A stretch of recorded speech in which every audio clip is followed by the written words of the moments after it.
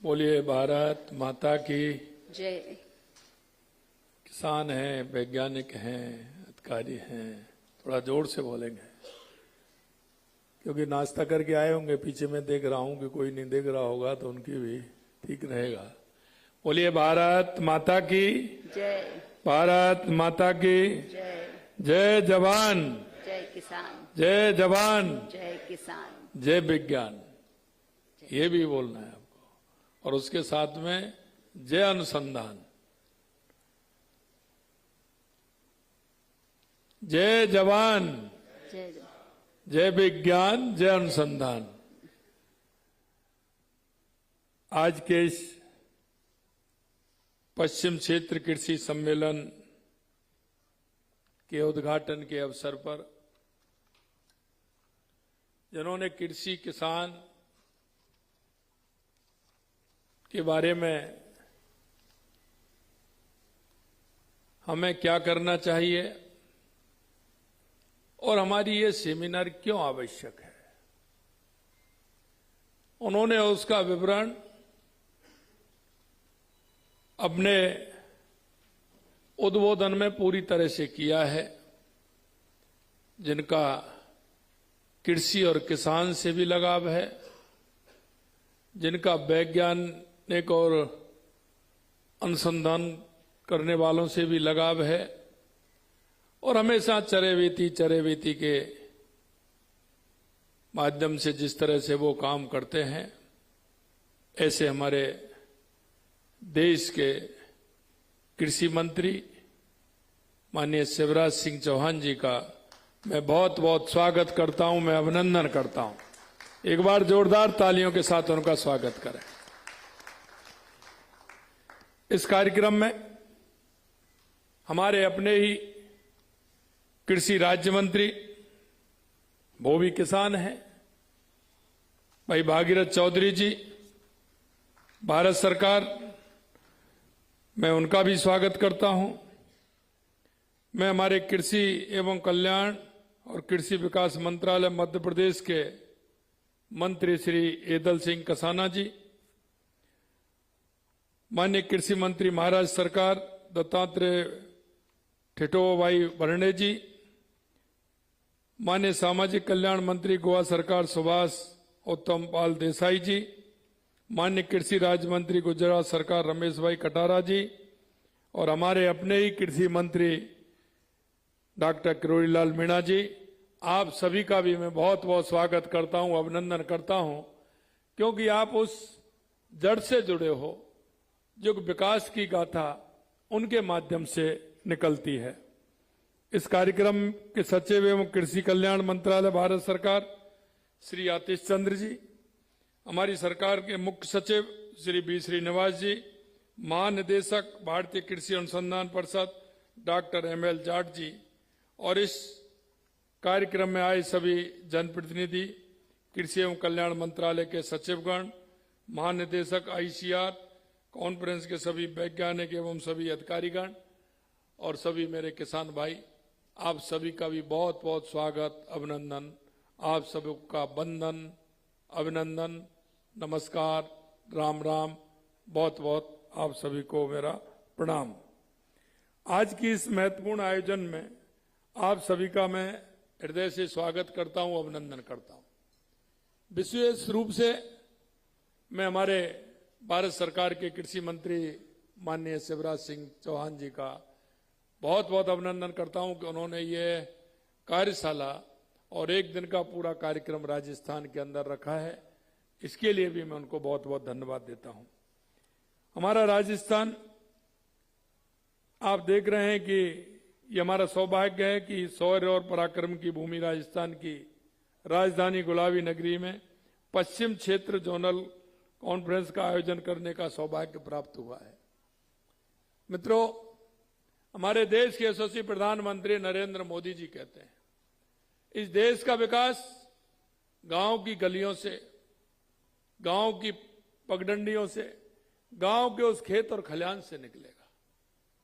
क्योंकि ये बात देश के पूर्व प्रधानमंत्री भारत रत्न माननीय अटल बिहारी वाजपेयी जी भी कहते थे और माननीय चौधरी चरण सिंह जी भी कहते थे कि जब तक नीति बनाने वाले, अनुसंधान करने वाले जब तक खेती किसानी को नहीं जानेंगे, जब तक उनका उद्धार नहीं हो सकता।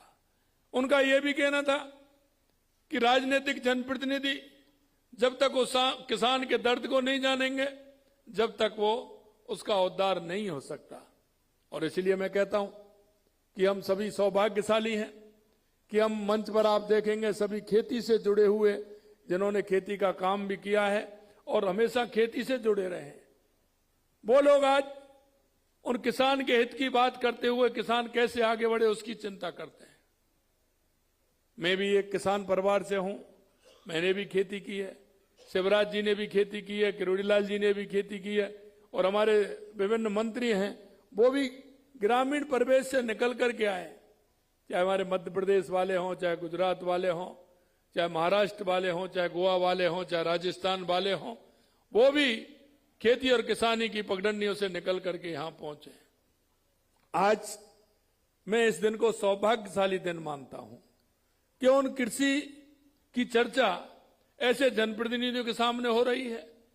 इसमें सभी वैज्ञानिक मौजूद हैं, उत्कृष्ट किसान मौजूद हैं, हमारे सभी अनुसंधान वाले मौजूद हैं। निश्चित रूप से जब यह मंथन होगा तो इस मंथन में से अच्छी बातें निकलेंगी और हमारे किसान का उद्धार होगा, ये मुझे पूर्ण रूप से विश्वास है। मेरे भाइयों बहनों, में एक बात और मैं कहना चाहता हूं।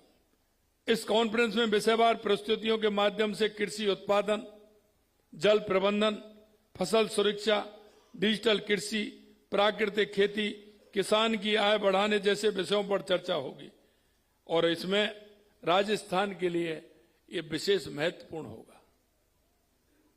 अभी अभी हमारे केंद्रीय कृषि मंत्री जी ने कहा कि सबकी तुलना नहीं की जा सकती, यह वास्तविकता है। राजस्थान के अंदर आप देख सकते हैं अकाल की मार रहती, पानी की व्यवस्था नहीं, उन परिस्थितियों में राजस्थान के अंदर हमारा किसान खेती करता है।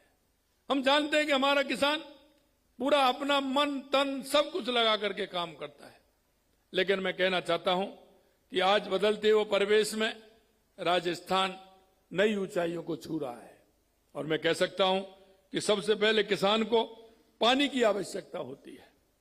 मैं धन्यवाद देना चाहता हूं देश के यशस्वी प्रधानमंत्री नरेंद्र मोदी जी को कि पिछले 2 साल के अंदर हमने किसान की खेती के लिए, किसान को शुद्ध पानी के लिए, उनके पशुओं को पानी के लिए हमने बड़ी बड़ी योजनाओं को लेकर के हम आए हैं।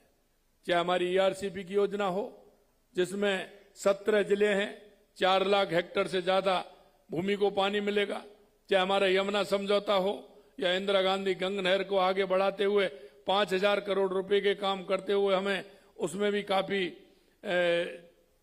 हमारी सिंचाई की जमीन बढ़ने वाली है, चाहे हमारी माई डैम से हमारी सोम कमला के माध्यम से जमाई बांध में पानी हो, नर्मदा का पानी हो, ब्राह्मणी नदी से हमारे बीसलपुर में पानी आने का हो, इन सारी व्यवस्थाओं से हमारी खेती किसानी में बहुत बड़ा अंतर आने वाला है। मित्रों, मैं एक बात हमेशा कहता हूं, क्योंकि हारी हुई जंग पर कौन लड़ता है? हारी हुई जंग पर हमेशा किसान लड़ता है, चाहे उसको खेती में कुछ बचे, फायदा हो नहीं हो, लेकिन अगली बार भी उसको खेती वही करनी है, खेती वही करेगा। इसलिए उसको कहते हैं कि किसान वो व्यक्ति है जो हारी हुई जंग पर भी लड़ता है। और पहले जो मानते थे वो कहते थे उत्तम खेती, मध्यम व्यापार और तृतीय नौकरी, लेकिन आप देख सकते हैं बदलते परिवेश में इसकी कहानी भी बदल गई। जो पहले नंबर उत्तम खेती थी वो तीसरे पर पहुंच गई और जो नौकरी थी वो पहले पर आ गई। आज देखते हैं कि सभी नौकरी के लिए काम करते हैं। हमारे अंदर भी चिंता होती है, परिवार के अंदर माता पिता को भी चिंता होती है, क्योंकि खेती धीरे धीरे घाटे का सौदा बना। लेकिन मैं कहना चाहता हूं 2014 के बाद देश के यशस्वी प्रधानमंत्री नरेंद्र मोदी जी ने कहा कि किसान की आय दुगनी करेंगे, किसान को विकसित करेंगे और किसान हमारा विकसित होगा तो हमारा प्रदेश भी विकसित होगा और हमारा देश भी विकसित होगा। इसलिए आप परिवर्तन भी देख रहे हैं। आज इस तरह की सेमिनार पहली बार हो रही है, और ये भी अलग अलग राज्यों की। मैं धन्यवाद देना चाहता हूं हमारे केंद्रीय कृषि मंत्री शिवराज सिंह जी को कि उन्होंने पहला ये कार्यक्रम राजस्थान के अंदर रखा है और इसमें 5 प्रदेश इसमें हिस्सा ले रहे हैं। क्योंकि जब तक हम उसके मूल को नहीं समझेंगे, जब तक हम उसके दर्द को नहीं समझेंगे, किसान के साथ जुड़ करके उसको कैसे फायदा हो सकता है। हमारा तिलहन में फायदा है, तिलहन में फायदा है।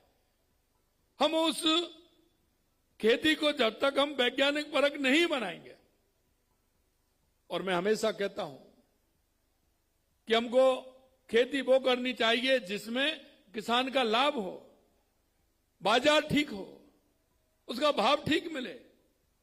हमें नई तरीके अपनाने चाहिए। एक बात मैं हमारे किसान भाइयों से भी कहना चाहता हूं, हमारी कुछ खेती पारंपरिक खेती है, हम लगातार उसके पीछे पड़ रहे हैं, उसमें हमेशा घाटा जा रहा है, लेकिन फिर भी हम वही कर रहे हैं।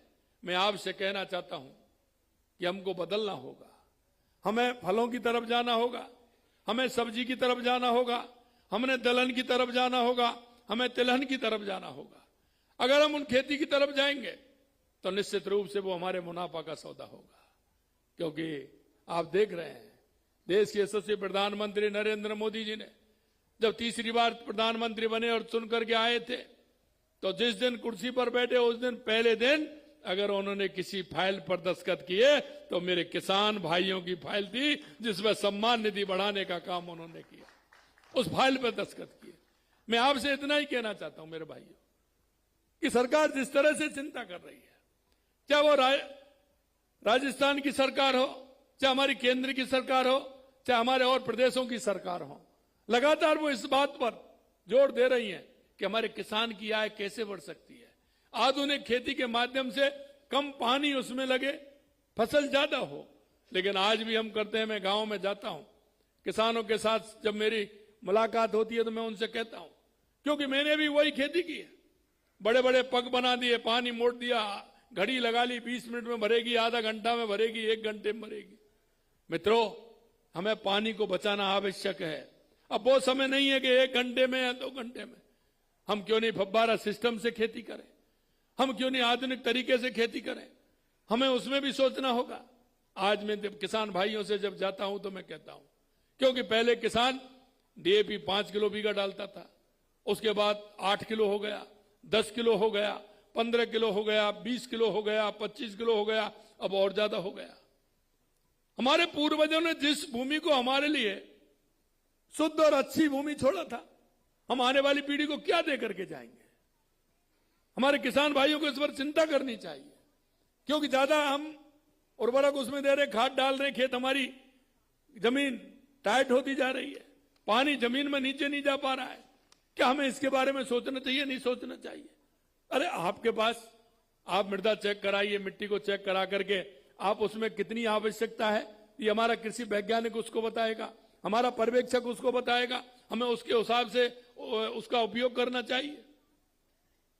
और आजकल एक और हो गया है, जो लोग खेती नहीं करते हैं और वो बटाई पर दे करके आ जाते हैं, उसको दे करके आ जाते हैं, वो बटाई वाला तो यही कहता है कि इस खेती में से 1 साल में से निकाल लो, तो वो उसमें और ज्यादा बढ़ा करके खाद और वो डालता है, तो उससे भी खेती खराब होती है। मेरे भाइयों बहनों, मैं आपसे इतना ही कहना चाहता हूं मेरे किसान भाइयों से कि हमारे पूर्वजों ने इस जमीन को बहुत मेहनत करके बचा के रखा था हमारे लिए। हम भी आने वाली पीढ़ी को एक अच्छी खेती दे करके जाएं, अच्छी उस जमीन को उपज बना करके जाएं, ये मेरा आप सभी से अनुरोध है। हमें प्रोसेसिंग यूनिट भी लगानी है। हमारे यहां क्या पैदा होता है उसका आंकलन हमें करना है, कौन से क्षेत्र में क्या हो सकता है उसका भी आंकलन हमें करना है। हमारे बड़े बड़े वैज्ञानिक हैं, वो निकाल करके दे रहे हैं, बाहर से रिसर्च भी हो रही है। लगातार रिसर्च करते हुए हमें कौन सी खेती करनी है ये भी हमें देखना है। मैं आपसे कहना चाहता हूं, ये मंथन है और इस मंथन में निश्चित रूप से अमृत निकलेगा और किसान के लिए अमृत आवश्यक है। जो किसान हमारा आगे बढ़ेगा तो हमारा प्रदेश आगे बढ़ेगा, हमारा देश आगे बढ़ेगा।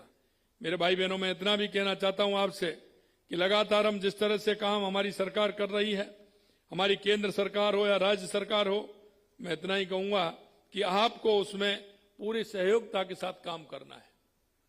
आप देखते हैं, किसान को मैं ये भी कहूंगा कि आज किसान ये कहता है कि मेरे को बचत तो पूरी होनी चाहिए, लेकिन काम नहीं करना पड़े। आप देखते हो, अगर सरसों की गेहूं की फसल होती है तो किसान साल के अंदर कितने दिन काम करता है, हमें देखना है। क्योंकि हमने देखा है कि घर में जितने भी व्यक्ति होते थे पूरे समय काम करते थे। आज लागत बढ़ी तो क्यों बढ़ी, इस पर भी हमें विचार करना चाहिए। क्या हम खेती किसानी के काम को छोड़ तो नहीं गए? क्या हम किसी के ऊपर खेती तो नहीं करते हैं, किसी दूसरे के उसमें आकर के तो खेती नहीं करते हैं हम? हमारा कौन सा काम है जिसको हम भूल गए, हम नहीं करना चाहते हैं? तो क्या उसमें लॉस नहीं जाएगा? कोई भी काम हो हम करते हैं, स्वयं जाते हैं, जब काम जब ही होगा।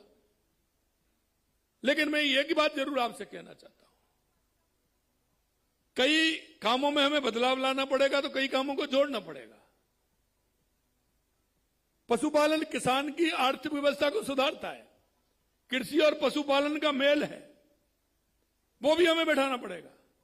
अगर पशु रहेगा तो ऑर्गेनाइज खेती भी हमारी होगी, इससे हमें खाद में भी बचत होगी। हमें खाद नहीं लेना पड़ेगा, देसी खाद हमारे पास हो जाएगा। पहले हम देखते थे हरी खाद पैदा करते थे, बारिश के समय उसमें इस तरह के ग्वार, ढेंचा, कुछ ऐसी फसल बोते थे, 15 दिन, 20 दिन, 25 दिन की होती थी, उसको हरी खाद करके उसको खेत में कटाई कर देते थे, उसकी हैरो चला देते थे, हल चला देते थे, तो इससे उसकी खाद बन जाती थी। खेत नरम रहता था, उसमें पैदा अच्छी होती थी। मैं आपसे यही कहना चाहता हूं कि हमको खेती को भी संभालना होगा और हमें आत्मनिर्भर भी बनना होगा। प्राकृतिक खेती और उन्नत बीज जैसे विषय भी हमें आगे अपनाने होंगे। मुझे विश्वास है कि निश्चित रूप से ये हमारा आज का जो मंथन है, ये आगे जाकर के हमारे किसानों को बहुत बड़ा फायदा देगा। मैं आपसे ये भी कहना चाहता हूं, आज तक किसी भी सरकार ने किसान को कोई सम्मान निधि नहीं दी। देश के यशस्वी प्रधानमंत्री नरेंद्र मोदी जी किसानों को सम्मान निधि दे रहे हैं और हमारी सरकार भी उसमें 3,000 रुपए बढ़ा करके दे रही है। 6,000 केंद्र सरकार और 3,000 हमारी सरकार दे रही है। और हमने कहा कि आगे आने वाले समय में हम 12,000 करेंगे, तो हम आगे वो भी करने वाले हैं। मित्रों, मैं एक बात और कहना चाहता हूं, हम फसल बीमा पर भी जिस तरह से, मुझे भरोसा है कि फसल बीमा में भी देश में प्रथम स्थान है और लगातार हमारी फसल बीमा के लिए भी हम काम कर रहे हैं। पीएम कुसुम योजना, उसमें भी काम कर रहे हैं। हमारा किसान केवल अन्नदाता नहीं, ऊर्जादाता भी बन रहा है और हमारी सरकार लगातार काम कर रही है। डबल इंजन सरकार किसानों की सेवा के लिए पूरी तरह समर्पित है। मुझे बताते हुए गर्व है कि हमारा राज्य बाजरा, सरसों, तिलहन, जौ, ग्वार, ईसबगोल और जीरा उत्पादन में प्रथम स्थान पर है। मूंगफली, मूंग, मेथी, लहसुन और सौंफ में हम दूसरे स्थान पर हैं। सोयाबीन, चना, धनिया, अजवाइन उत्पादन में हम तृतीय स्थान पर हैं। और मैं चाहता हूं कि जहां हमारी ये उत्पादन होता है, वहां हमारी प्रोसेसिंग यूनिट भी लगे। प्रोसेसिंग यूनिट लगेंगी तो पूरा माल तैयार होकर के जाएगा, उसका फायदा भी हमारे किसानों को होगा। और अब इसीलिए हम चाहते हैं कि हमारा जो दुग्ध उत्पादन है उसको भी हम बढ़ाएं। आज से 3-4 दिन पहले डेयरी की मैंने बैठक ली थी, उसमें हमने कहा है कि हमारा उत्पादन हम 45 लाख लीटर का है, उसको बढ़ा करके हम 80 लाख लीटर करेंगे।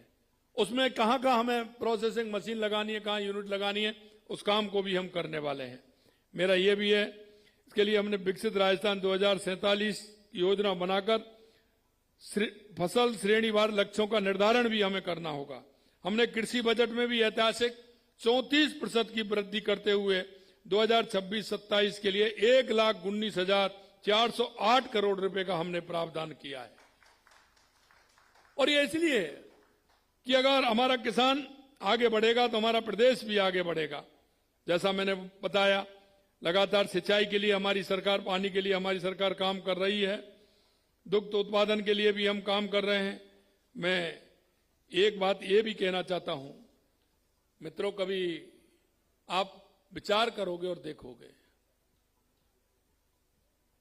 तो दूसरी सरकारों से हमारी सरकार किसान की और खेती के लिए कितना काम कर रही है, और ये सभी सरकारें कर रही हैं। मैं आपको सिर्फ एक राजस्थान का थोड़ा सा नमूना दे रहा हूं। और ये कृषि क्षेत्र का ही दे रहा हूं मैं, वैसे तो बहुत है मेरे, मैंने विधानसभा में भी रखा था 2 साल बनाम 5 साल, कि उनके 5 साल में कितने थे और हमने 2 साल में कितना किया है। और ये कृषि क्षेत्र में भी मैं 5 साल बनाम 2 साल में आपको कुछ विषय बता रहा हूं, क्योंकि माननीय प्रधानमंत्री जी के नेतृत्व और माननीय कृषि मंत्री जी के नेतृत्व में हमारा किसान कैसे आगे बढ़ सकता है, उसका एक नमूना मैं दे रहा हूं।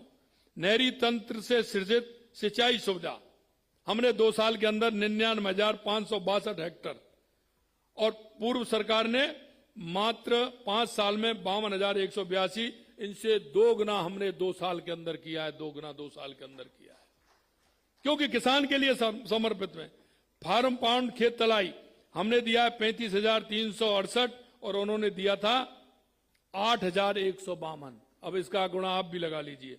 फार्म पाउंड खेत तलाई एवं कृषकों को अनुदान 303 करोड़ हमने दिया और उन्होंने मात्र 48 करोड़ रुपए दिया। खेतों पर तारबंदी के लिए 363 लाख मीटर हमने दिया और उन्होंने 113 लाख मीटर 5 साल के अंदर दिया। सेट टेन हाउस में 10 लाख वर्ग मीटर हमने दिया, उन्होंने 99,000 दिया है। पाइपलाइन पर अनुदान से लाभान्वित कृषक 98,753 और उनके मात्र थे 46,183। स्वामित्व कार्ड वितरण योजना 13,90,000, उनका 0। पशु, क्योंकि पशु और खेती का काम एक सा ही है, तो पशु चिकित्सा प्रथम श्रेणी में क्रमोन्नयन हमारे 101 और उनका 1। बहुउद्देशीय पशु चिकित्सा में क्रमोन्नत हमारे 50, उनकी 0।